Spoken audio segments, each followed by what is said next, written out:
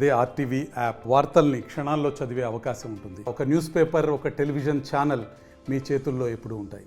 ఈ రోజున మంగళగిరిలోని 14వ వార్డులో వైఎస్ఆర్ కాంగ్రెస్ పార్టీ అభ్యర్థి శ్రీమతి మురుగుడు లావణ్య గారు ప్రచారం నిర్వహిస్తూ ఉన్నారు. పెద్దలు మాజీ మంత్రివర్యులు ఎమ్మెల్సీ మూడు హనుమంతరావు గారు, అదేవిధంగా మాజీ శాసనసభ్యురాలు శ్రీమతి కాండ్రు కమల గారు, స్థానికంగా ఉన్నటువంటి నాయకులందరూ కూడా కలిసి ప్రచారం నిర్వహిస్తూ ఉన్నాము.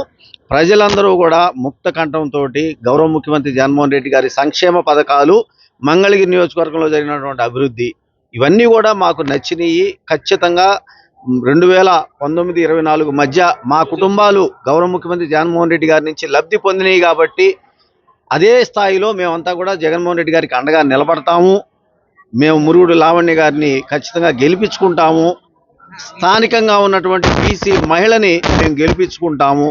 స్థానికతగా లేనటువంటి వ్యక్తుల్ని, లేదా కేవలం ఎన్నికల టైంలో వచ్చి మోసాలు, మాయమాటలు, డబ్బులు సంచులతో వచ్చే వాళ్ళని మేము నమ్మమని చెప్పి ప్రజలు ముక్తకంఠంతో చెబుతా ఉన్నారు. ఖచ్చితంగా బీసీలు అత్యధికంగా ఉన్నటువంటి, పైగా బీసీలకి, ఎస్సీ ఎస్టీ మైనార్టీలకి వాళ్ళ గౌరవ ముఖ్యమంత్రి జగన్మోహన్ రెడ్డి గారు ఇస్తున్నటువంటి ప్రాధాన్యతకి మహాత్మా జ్యోతిరావు పూలే గారు కానివ్వండి, బాబాసాహెబ్ అంబేద్కర్ గారు చూపించినటువంటి బాటలు నడుస్తున్నటువంటి జగనన్నకి మేమంతా అండగా ఉంటామని చెప్పేసి ప్రజలు ఇవాళ మన మురుగుడు లావణ్య గారికి బ్రహ్మరథం పడుతున్నారని చెప్పి మేము తెలియజేసుకుంటా ఉన్నాం.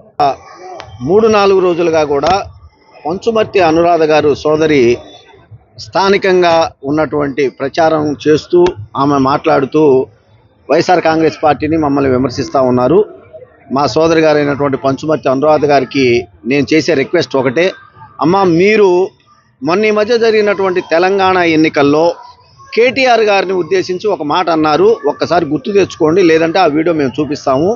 మీరు ఆ రోజున అన్నటువంటి మాట కేటీఆర్ గారి గురించి, అయ్యా సిరిసిల్ల నుంచి కేటీఆర్ గారు మీరు టీఆర్ఎస్ నుంచి పోటీ చేస్తూ ఉన్నారు, కానీ సిరిసిల్లాలో అత్యధికంగా చేనేత సామాజిక వర్గం వాళ్ళు నివసిస్తూ ఉన్నారు, వాళ్ళకి సీటు ఇవ్వకుండా మీరు ఎలా పోటీ చేస్తారు? ఇలాంటి నిర్ణయం తీసుకొని పోటీ చేసే మీరేం నాయకులు, మీదేం పార్టీ అని చెప్పి అడిగారమ్మా. చాలా మంచి ప్రశ్న వేశారు. కాకపోతే దాన్ని ఇక్కడ కూడా ఒకసారి మీరు ఆత్మపరిశీలన చేసుకోండి.